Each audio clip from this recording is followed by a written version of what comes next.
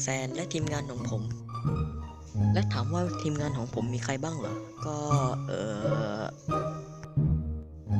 นี่ครับ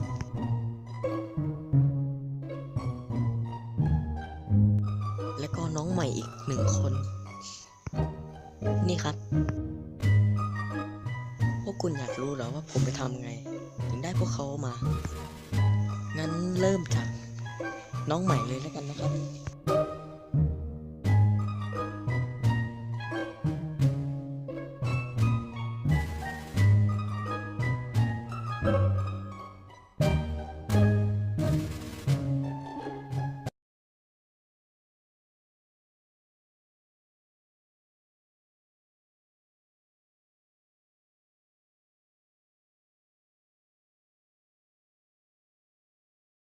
เอาต่อไป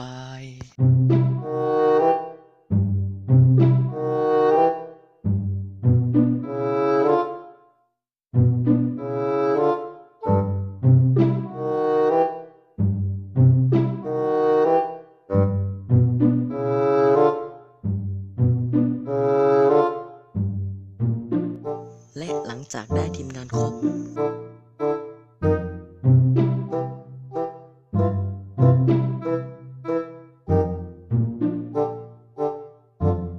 นั้นผมยังหาในคนเดียวและอยากหาเพิ่มอีก2 คนและผมก็เจอช่องหนึ่งชื่อว่าอิงแซนAUผมก็เริ่มแผนพิมพ์ไปแบบโง่ๆถามว่าพี่อยากร่วมตีกับผมได้ไหมและผมก็ได้คำตอบและคำตอบที่ได้ก็คือ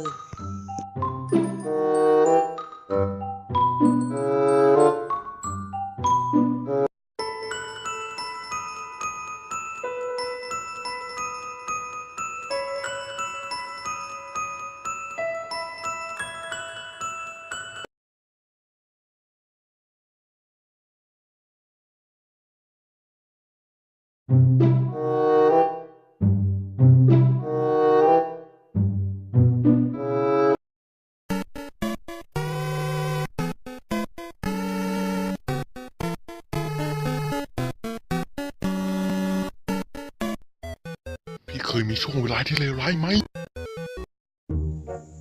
เสริม